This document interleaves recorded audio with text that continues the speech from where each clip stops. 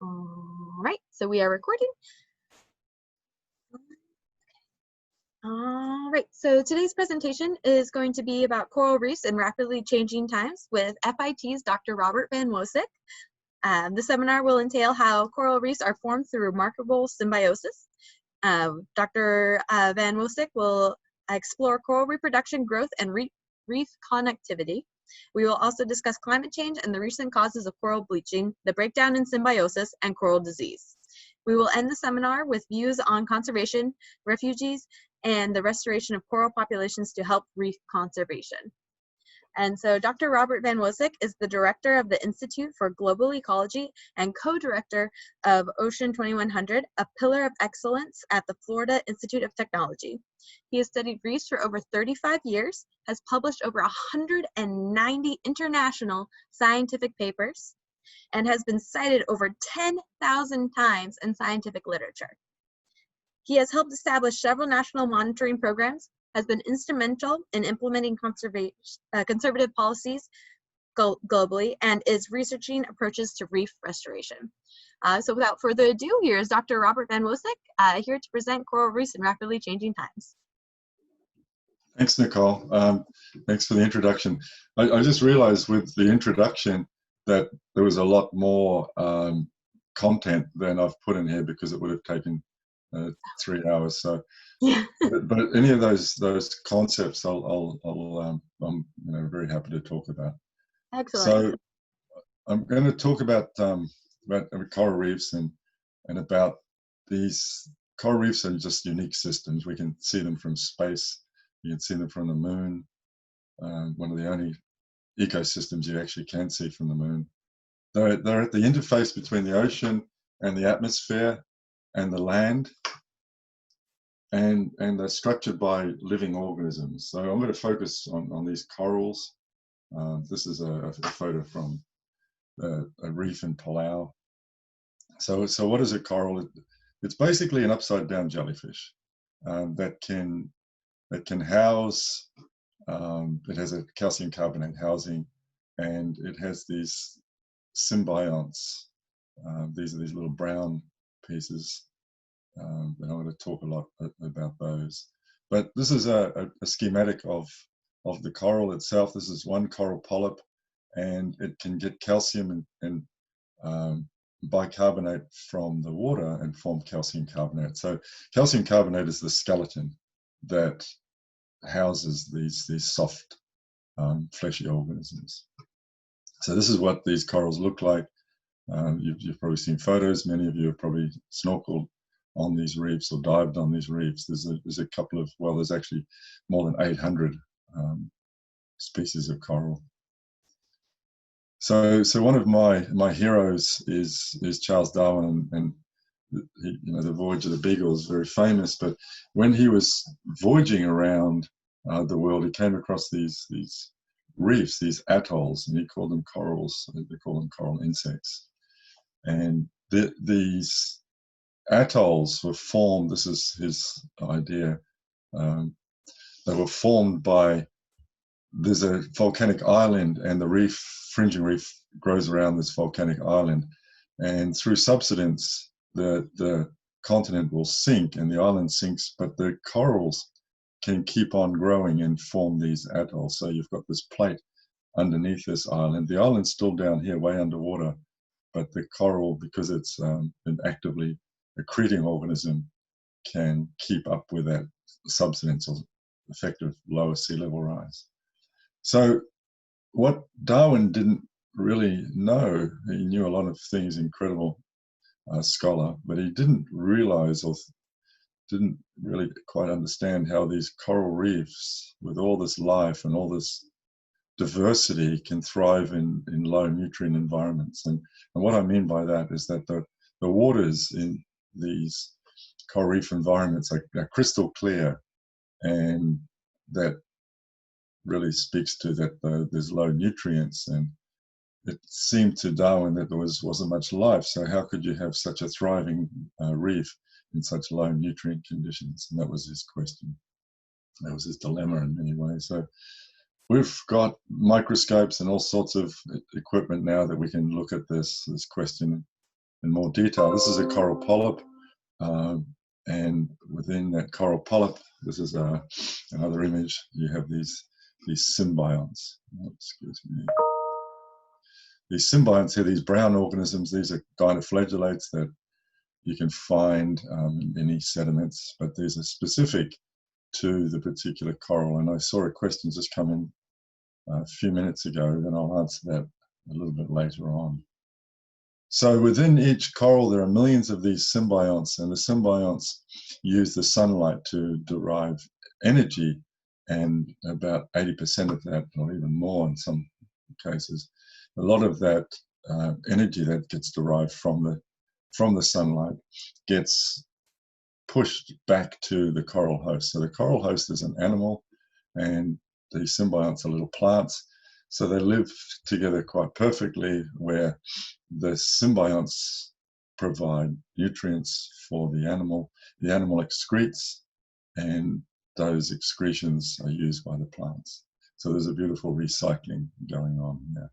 So occasionally the corals will eat these zooplankton that's in the water. It comes up from the sediment at night time, but generally they live off the sunlight.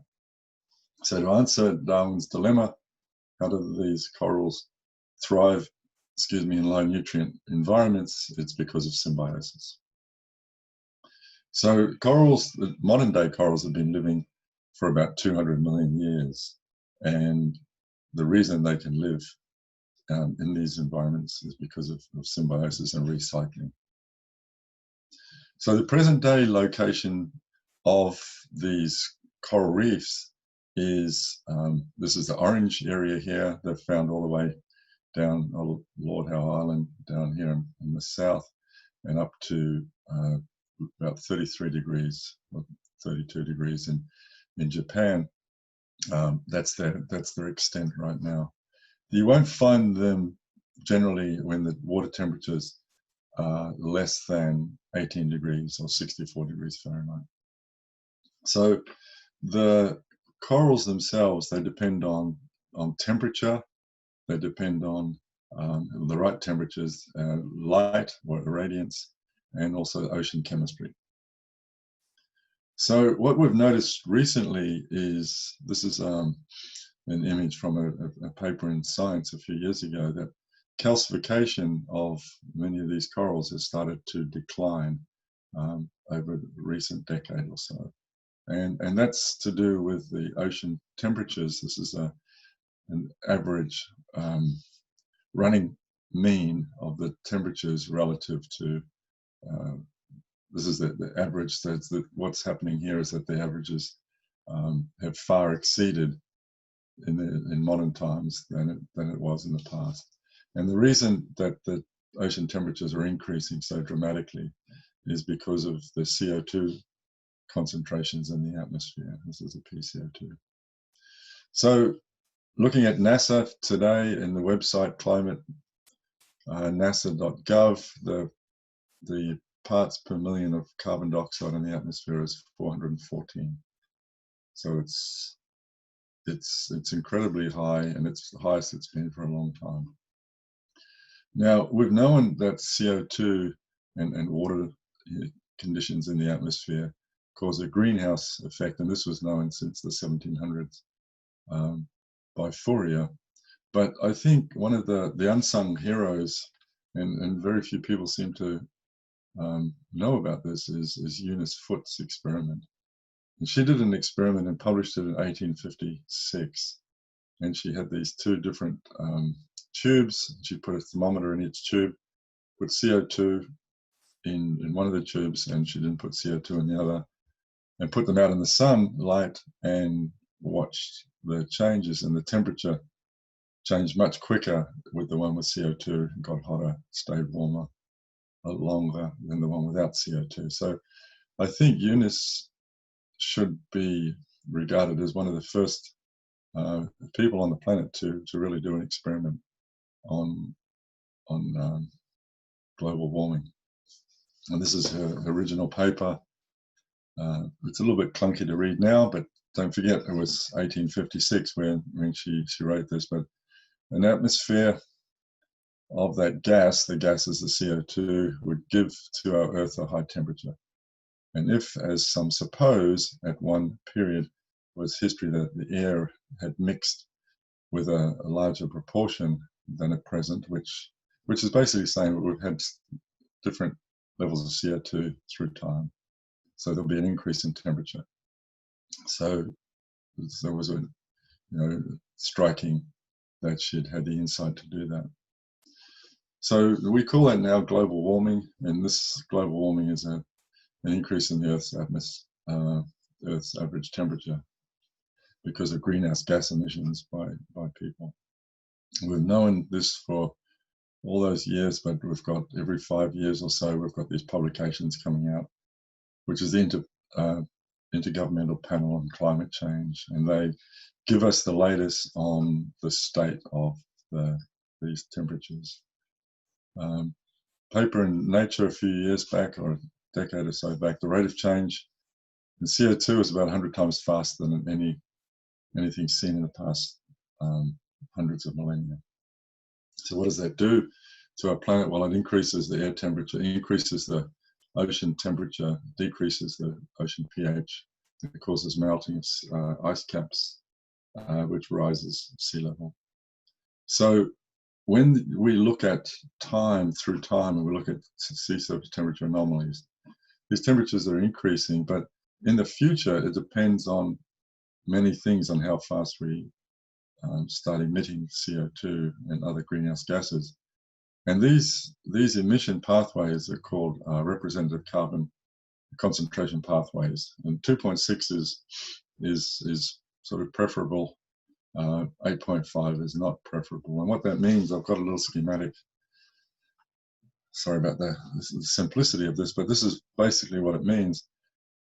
2.6 means if we increase CO2, then every square meter on the planet will take in 2.6 watts more sun energy in that particular area.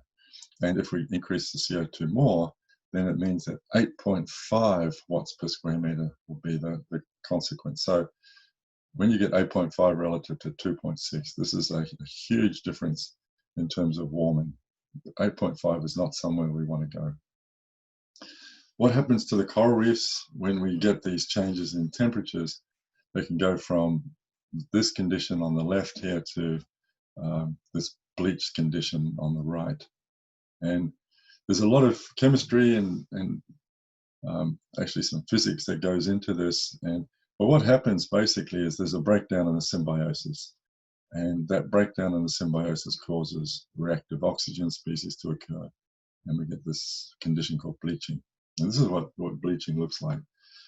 I like this picture a lot because it explains a lot of concepts.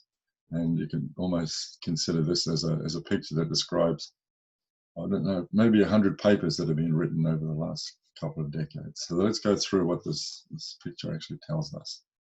So this is a photo taken in the Philippines during a bleaching event.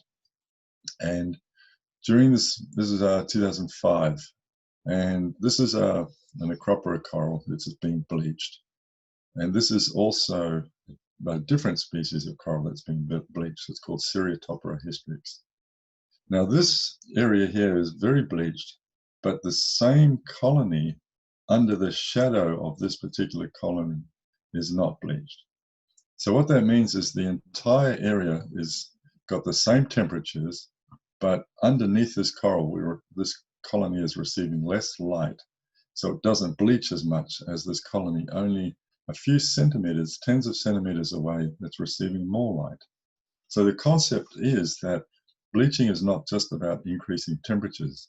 You also need high sunlight.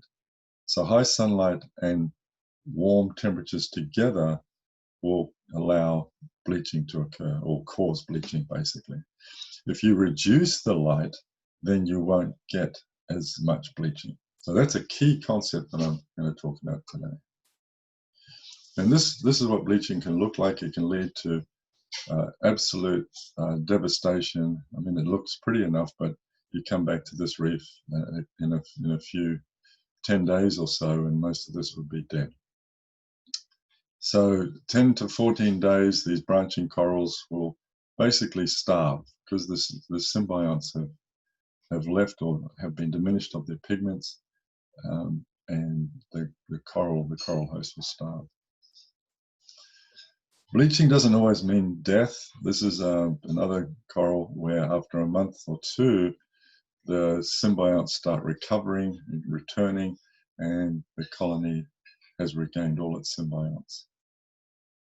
This is a coral that's taken about 7 months to recover. So it's still alive here. It's bleached, but it's alive, and it's starting to recover as we look through those time series. So there are these corals down here, which are the branching ones, are very vulnerable, susceptible, and then we have these massive colonies which are not as vulnerable and tolerant, and then we have these encrusting corals, which are the cockroaches of the reef, if you like. They're going to survive. It doesn't matter what you hit them with, so they're pretty tolerant. They don't necessarily grow entire reefs, but they're still going to be present. So along with the climate warming, we also get an increase in sea level rise. And here's our RCP 2.6 and 8.5 again. So again, 2.6, the sea level won't rise as quickly. 8.5, it rises very quickly, up to a point where it's increasing up to 9 or 10 millimeters per year. Doesn't seem like much, but it is if you live in the little island in the Pacific. These are the Marshall Islands. This is what the Marshall Islands looks like. But if you get closer to the island itself, it's only a meter or so above sea level. So when you get an encroaching sea on top of a very small sandy cay, you'll get these storms and it washes over. And this is an example of that in 2014. This is a photo, a famous photo now, taken of the entire parliament of the Maldives protesting about sea level rise. It's obviously a major statement. They signed the urgency statement asking for United Nations to help them out, because these atolls are not going to do so well with this increase in sea level rise. So reversing Darwin's concept of sea level rise, what will probably happen is that the reefs that are not doing very well will end up drowning. Now, we can look at this from two different ways, that the reefs are going to drown because the sea level is too high, but healthy reefs can actually keep up with sea level rise, as long as sea level rises at a moderate pace.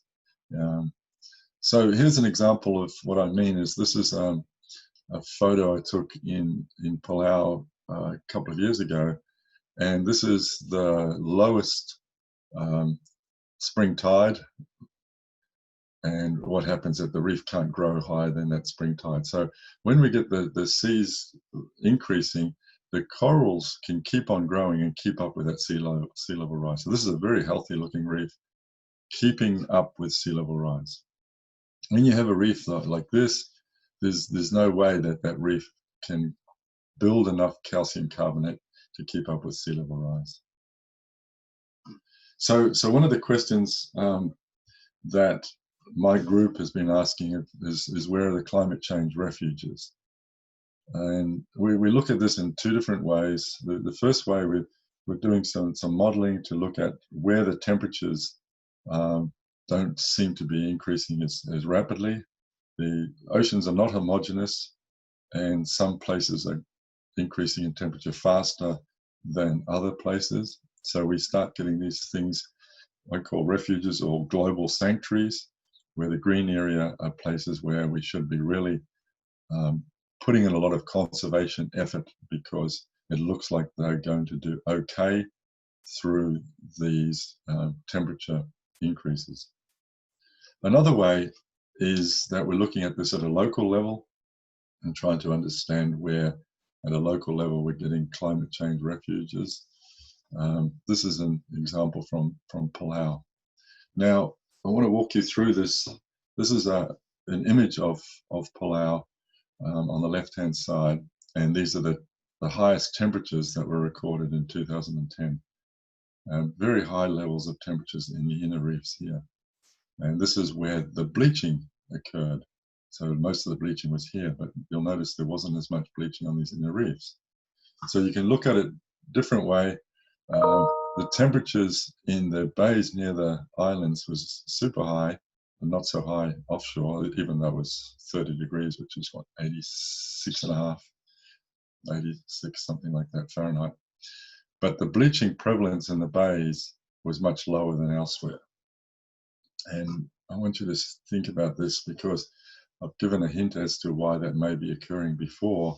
When we look at the waters near the near shore in the bays, the waters are a lot more turbid.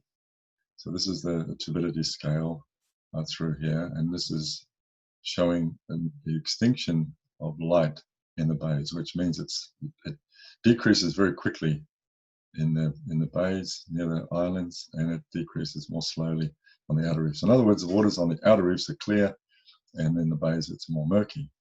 And this murkiness has helped the corals because it reduces the light. Remember, we talked about bleaching being an interaction between temperature and light. If you decrease the light, you're going to decrease the effective temperature. So what about Florida? When we think about Florida, we've had bleaching many times already. This is just in recent years. And the reefs are not doing so well in Florida. This is an example of even in no-take zones, the corals are declining and have been declining for several decades. A lot of people are working towards trying to restore the reefs, and I'm going to talk about this for a little bit because we've become really interested in this. This is a nursery for Acropolis cervicornis, which is the staghorn coral, and it's an endangered species. Now, these nurseries have popped up throughout Florida, and in fact, the Caribbean and other places as well. These nurseries are starting to get established, and what they do here is they grow these corals on these racks, or these trees they call them, and they'll grow there quite well. These are in about 5 or 6 meters of water away from a reef, which is sort of an issue, but it's okay. They get lots of water flow and they grow very quickly, and then they take these corals. This is an example of coral, the Coral Restoration Foundation, and they plant them out on the reefs, and hopefully they grow. So some of our research has been trying to find out where the best places to plant these corals to help the populations recover. So recently there's a paper I've got in review with a large group of all these different agencies, and I've been trying to get all the agencies to work together to come up with a synthesis, and I've pulled a manuscript together that's being reviewed right now. Now, all these agencies, this is Nature Conservancy, MODE, Florida Fish and Wildlife, Coral Restoration Foundation, University of Miami, and Nova Southeastern University. So we've tracked altogether about 26,000 colonies of Acropolis cervicornis in all of these locations. So this is not published yet, so you're getting the first glimpses of this type of data. This is a number of outplants, and most of the outplants have been around the lower keys, although there's been other, thousands of outplants elsewhere as well. What we did find is that the size of the outplant matters a lot. So the smaller the outplant, the less likely it's going to survive. So there's a probability of survival here. It's good, high probability, low probability. The smaller the colonies that are outplanted to the reefs, the less likely they're going to survive. So we have to wait for them to grow to a certain size to outplant them. This graph here is a little bit complicated, but I'm going to summarize it. What's key about the graph here, this is through time, survival again, and the regions that Biscayne, Brevard, and Miami, these are the places where the survival was the highest. not necessarily in the upper or lower keys. So this is really quite interesting because another graph that is from a paper we published earlier this year, this is a graph showing a niche space. So in other words, the red area is where we predict this acropora or staghorn coral should survive, or it should be located, or it's the most optimal location for this particular coral species. Down the dry tortugas, down the lower keys, upper keys, and in Brevard, Miami, and even moving further north. So we're starting to get a glimpse of where these restoration projects should be reasonably successful. Again, complicated graph, but in essence, what this graph says is that these acroporas are doing better when the turbidity is slightly, it's not in the crystal clear waters, it's where there's some turbidity. So that's what that means there. That's in the Florida Keys. So this graph is very similar to the ones that I showed you from Palau, that the corals are responding to these turbidity gradients because the light levels are slightly reduced, and then you won't get as much bleaching. So this extends to thinking about the future and where the temperatures are going and everything else. There is some recent evidence that some of the corals are moving further north. This is a graph by Preckman Aronson, but there's some evidence that they're being found further north than they were in the past because the temperatures are getting higher as we go through time. But I will add that when you think about Brevard, I don't think we should just be waiting for all the corals to come up here just anytime soon, but it's possible. But the temperatures can't get too low in the wintertime. I think a key concept in ecology is that we have these extreme events that allow species to grow where they do. And we may have low temperatures for 2 or 3 days, or even just for one day, they can kill off some of these corals. So the winter temperatures have to get steadily above 18 degrees Celsius before these reef building corals to be able to grow off Brevard. And I put in a question here, what else would limit the latitudinal extent of reef building corals? So I want you to think about that for a second, that we can't just keep on going all the way to the poles. There's another limitation, and we can discuss that in a minute.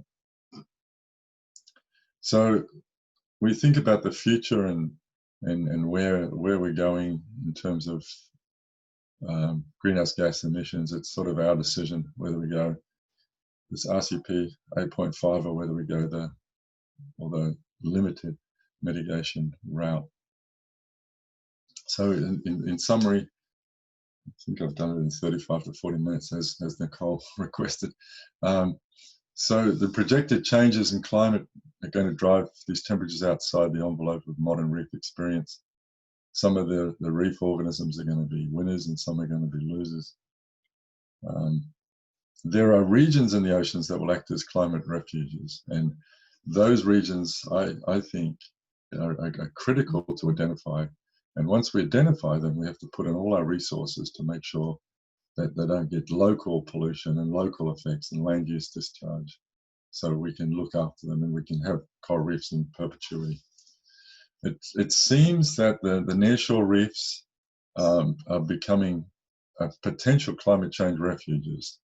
So that's a good and a bad thing, because these nearshore reefs are also close to terrestrial discharge, rivers, pollution sources. So we have to be very mindful that we don't subject these corals to the local pollution. So we basically, what I'm saying is we need local mitigation of pollution as well as global mitigation of pollution. We need some protected areas at the local level. at the national level, at the sort of the global sanctuary level as well. And so there's a need for regional and global action to reduce climate change, but it's just as important to think about this at a local level and try and reduce some of those pollutants so we can get corals to keep on living and those populations to recover. Okay, so I'm open for questions and discussions, Nicole. Awesome. Well, thank you so much, Dr. Van Woesik. I know it's a lot to cover in a short amount of time, Yeah. but that was a lot of really great information. I really appreciated you sharing your paper that hasn't been published yet, that's still in review. I'm looking forward to that coming out and us being able to read it in its entirety. We have had a couple of questions submitted. This one, I didn't want to interrupt your flow, but it was it relates back to earlier in your discussion where it says, does CO2 dissipate in the atmosphere naturally, or does it just continue to accumulate? It does dissipate naturally. It just takes a long time. So by the time we're discharging, it's not an equilibrium, but there's not as much dissipation as there is accumulation. So if we leave it for a long time, sure, it's going to dissipate. But we're discharging much too fast for that dissipation. So there's more coming in than going out, in other words. All right, awesome. We had another question answered or asked live, which is, how do chemicals and sunscreens affect corals? You see a lot of sunscreens that are considered to be reef safe. Typically, they're more expensive. Is it worth it to wear reef safe sunscreens when we're not near corals, and how do they affect? Yeah, absolutely. There are lots of sunscreens that we can use, and my family uses, that don't have the oxalic acids, and so it is a problem on reefs to wear these sunscreens with these harmful chemicals. And one of the main reasons is that when we think about sunscreens, and these are oils and they sit on the surface of the water, that's where a lot of marine organisms reproduce. And I didn't talk about reproduction. I've studied reproduction for about 30 years, but these reproduction will occur in the tropics twice a year, but here it occurs once a year. And a lot of those gametes will come to the surface of the water. And that's where fertilization occurs. And those gametes will drift off and form planulae, and then they'll settle. So a lot of things happen at the surface of the water. And when you start messing with introducing these chemicals, there's lots of papers that have been written talking about the aberrations in the coral larvae, all sorts of problems with these sunscreens. So the more we can do to prevent this from happening at that local level, the better off we're going to be.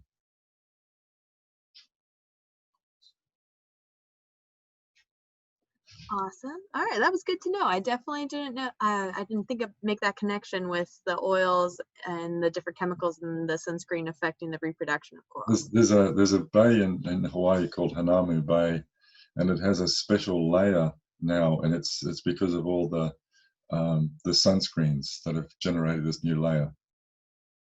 Maybe with the COVID-19, it's maybe dissipated a little bit. There's some interesting studies going on that nature's bouncing back quite quickly, and Hawaii's very active over there looking at that sort of effect.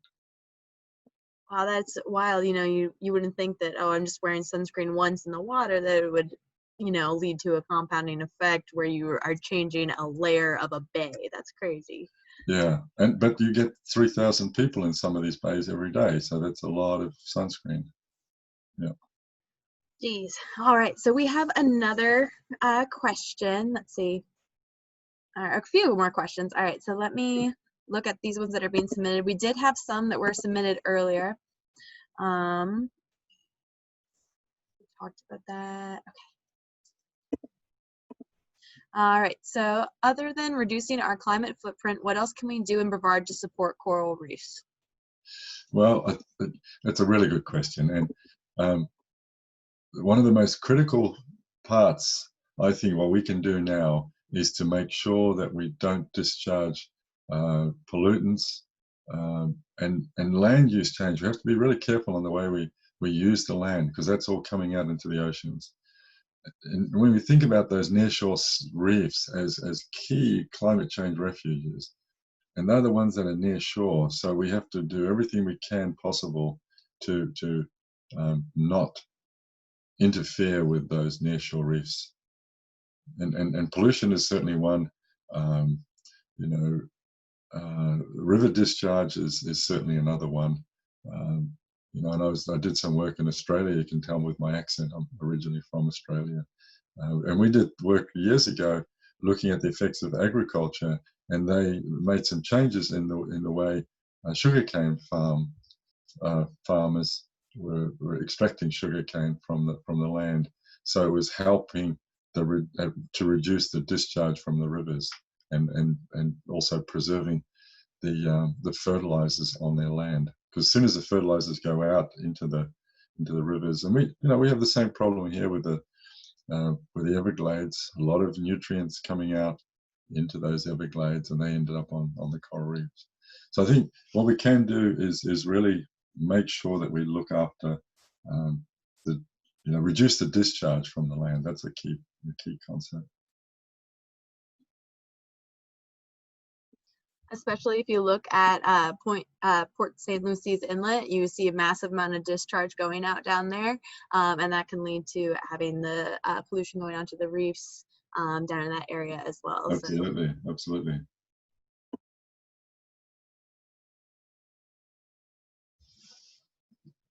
So, do you want to put those other questions up, Nicole, that you had? You're on mute. Uh-oh. So I think from memory, you showed me the questions before. Yeah, there we go. Okay. So that's a really good question about specific symbionts or dinoflagellates specific to different corals. There's about 70% of the corals really need specific symbionts, and 30% are more generalist. So that's a very large proportion. So they need a specific symbiont to be able to survive, and they can't just bring in a new symbiont because they won't do so well. Now those 30% that can be generalists, that's a different story. They can shuffle things around a lot more, and one can be upregulated, one can be downregulated. So that's the sort of the split. About 70% really need that key symbiont.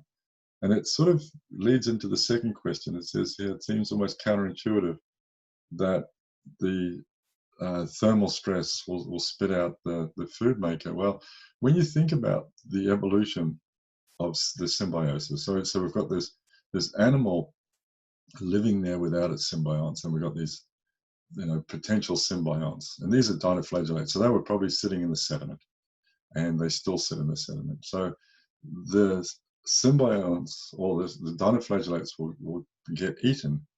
Now, something happened along about 200 million years ago where the corals didn't digest the dinoflagellates.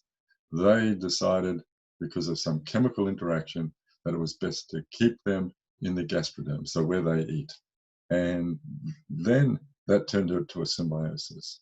Now, when that symbiosis is no longer functioning well, for example, you get a buildup of oxygen radicals, the best thing that the coral can do is spit it out and to get rid of those symbionts. So when you get rid of them, then you don't have this toxic buildup anymore. So then they can bring in new symbionts, and those 70% need to bring in the same symbionts eventually when they're over that toxic stress. So I think it does make sense. There's I could talk about this for an hour because it's so exciting to have a question about counterintuitive evolution, because I think it does actually make sense still, because these symbionts are not part of the host cell. They can still be independent. It's not like a chloroplast in a plant. That's part of the cell. now, and whereas it used to live by itself. So I think that was a really exciting question. So thanks for that. The fourth one is the nearshore reefs of Brevard. Oh yeah. So this is I think you're talking about the nearshore reefs, the Coquina Rock that was put there in 2017 off Pelican Beach. It's about, they put some, I think it was 4 by 8 meter layers of Coquina Rock, about 400 meters offshore, and I think there was some even further offshore. I talked to some people in the county recently, and they were saying that they've found lots of invertebrates, including soft corals, and lots of fishes on these rocks now. So it's, it's becoming an ecosystem in itself. I mean, you put anything out in this marine environment, except for tires, which it was a bad idea all those years ago in the Florida Keys. They're going to generate habitat, and that seems to be what's occurring. And if they stop beach erosion, that's even better. So are reefs mobile? Will they move north? Yes. I sort of touched on that in the last couple of slides. How far north and what limits them extending north? Anybody want to contribute? Yeah, that was a great, you had that, sorry. So I blew up my voice during summer camp this past month, so I keep on having issues with it. But this would be great if participants want to put in answers through the chat. We will check those. If you have any ideas why you think that, what are the different limits of corals going north, not just temperature. Yeah. And I've given, the major limiting factor is I've hinted at it several times through the talk. What is that main interaction that I think is so critical? When we think about, why a coral reef's found in the tropics for a start. That's where most of the incident light is occurring. And so as we move further and further towards the poles, we get less and less light.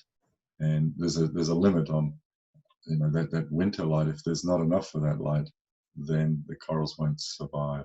And there's also there's more, it's more acidic as you go further north. There's rivers, all sorts of other issues as well. And this actually kind of leads into the next one, kind of relating how light has such an influence on corals. One question submitted was, have you used screens over the coral farms, like building structures, to regulate the amount of incoming light irradiance?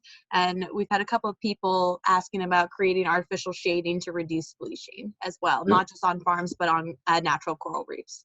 This is happening already. They started in Australia, I want to say 10 years ago, doing this in some heavily used dive sites. So during the summer, and they knew the temperatures were getting warm, they started off with sprinklers. So they would sprinkle the water, and this would cause little ripples, and that would cause some shading.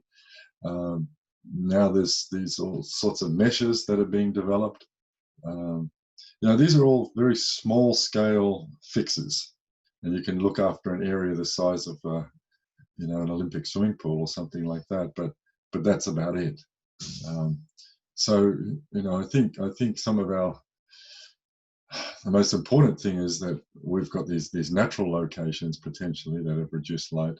There's nearshore systems, and we just got to get into the mindset that the coral reefs of the future are not necessarily going to be just out in these crystal clear waters. They're going to be nearshore. They're going to be in different environments than we're used to. And when we think about climate change fluctuations through time, most of the reefs in the past were living in turbid nearshore waters. They weren't always in open ocean conditions. But that's another paper I'm working on, but that's a different story. But I think there's hope. I always like to see, that there's hope, and there's a way forward for us here. We need to look at the past to give us that information. But I think we can work together and make this happen. Awesome. I like that positivity spin on it as Got well. to It's do good. it. Teaching at university, I don't want to bring the kids down too much, but there's a lot of problems out there. But I think there are ways forward to make sure that we can preserve these incredible, wonderful ecosystems. Yeah, definitely. Coral reefs are stunning, and not only do they provide benefits through supporting fisheries, but the recreational, pharmaceuticals. So coral reefs are incredibly important to maintain and restore.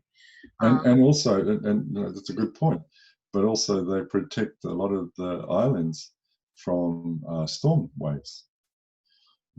So they reduce storm waves by about 95 to 96%. So if you take away a reef, then many islands and people that live on those islands are going to get impacted. But the thing is, Nicole and everybody listening, is that these reefs are the only ecosystem in the world that can keep up with changes in sea level. They can build their own structures. And that's the beauty of a coral reef. So you don't have to go and make concrete walls when you've got these organisms doing it for you, unless, of course, the system is very depauperate. And then you have to build your concrete walls, and it's going to cost money. Not only an installation, but maintenance as well. Exactly, yes. Yeah. So this we got a couple of questions that tie in all together. Okay. So, all right. So this one, would you like to discuss the effects of low-level nutrient pollution from fertilizers and retention pond outflows to rivers and oceans? And we had a couple of other people discussing pollution of reclaimed water on bleaching corals, and what is the #1 nutrient / pollutant that kills coral reefs. So all those kind of tie into it's nitrogen and phosphates. First time I saw a bleaching event was in southern Japan, and I noticed that the bleaching occurred more near a river than it did away from a river. So now we've done lots of studies, and we've done experiments, and we know why that is. As soon as you introduce nitrogen and phosphate into a system, think about the coral itself has these symbionts, and you add some nutrients, you're going to get more symbionts, you're going to get more color. It's like almost having an indoor plant. So you get an indoor plant, you put fertilizer, it gets really dark. So as soon as you put that out into the sunlight, what happens to the indoor plant is that it's going to die. You can get in trouble with your grandmother if you put her best plant outside in the sun. It's going to die. Same with the coral. If you add nutrients to it, effectively what happens is that the sunlight is going to increase so intensely that the coral is going to bleach and die. So that's the influence of nutrients into that symbiotic system. You increase the density of the symbionts, and they're going to be more likely to bleach than if they don't have the nutrients. So, as soon as we add nitrates and phosphates into that system, it's a system that is not evolved to have that high level of nutrients. And you'll end up with macroalgae and phytoplankton and everything else. Yeah, and that kind of ties into, how we have and correct me if I'm wrong, a lot of times with our stormwater pollution, we'll have a lot of excess nutrients from our fertilizers and pet waste, leaking septic systems, which lead to algae blooms in the Indian River Lagoon. So, the excess nutrients is too much of a good thing, causing issues with the algae leads to death overall. Right, exactly. And it comes back to sort of Darwin's dilemma that I mentioned, and that's why I bring this up. In the first place, it's that symbiosis and that recycling, and we've got to get better at this as humans. If we recycle those nutrients, I mean, there's no point putting fertilizer out there and it just washes into the ocean. You're wasting a lot of time and energy. And the reefs have evolved to have perfect recycling systems, and that's what we've got to do. And once we get better at engineering that, I think the better off we're going to be as a species. And the excess nutrients too and stormwater kind of ties into the Lagoon Loyal campaign, which is raising awareness about stormwater pollution and what you can do to help reduce your impact on the Indian River Lagoon. So please go to lagoonloyal.com, and I will have here, let me share my screen really quick. Once you go to lagoonloyal.com and build a profile, at different events that support the Indian River Lagoon, there will be QR codes that you can scan and get points for businesses in and around the Indian River Lagoon. So if you are already a member, please scan this. And I will also have this posted to the MRC website so that if you aren't a member yet, you'll be able to scan this later. Cool. All right, so that was my little Lagoon Loyal plug. We do have one more question here. It's great that you're doing that. I mean, I've seen systems in the past that have had similar campaigns and have healed. There was one in just off Brisbane in Australia. They had this 10-year campaign, and it may take that long, but the Moreton Bay and that whole area has come back to life, and it's wonderful. You know, so Chesapeake Bay is the same. We can do this. We can do that. And when we have a system that's evolved into low nutrients, we start dumping high nutrients, it's going to change that system. But it can be reversed. And I think that the more people that get involved with Lagoon Loyal and start caring about the environment and learning about it and supporting it, the more we get the word out there, the more stewardship we build, the better we take care of the lagoon. Absolutely, yeah. See, we got, and so this actually, so we have one person who said that the Great Barrier Reef, they read that the Great Barrier Reef is doomed. Is this true? Great Barrier Reef has had a lot of trouble in the last 5 years. It's had 4 major bleaching events in the northern Great Barrier Reef in 2015, and then in the central Great Barrier Reef again and again. So I'm not sure if it's doomed, but it's certainly not the same place that I sort of grew up on.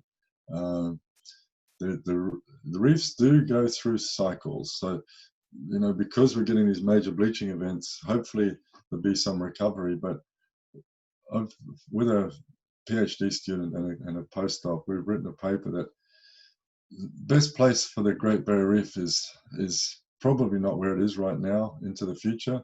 Looking at these climate models, it has a lot of the water that will come from the east, you know, the East Australian current, and it just sits there and it doesn't dissipate. So I think the southern Great Barrier Reef into the future may do okay. The northern Great Barrier Reef is probably not going to be in the best of shape.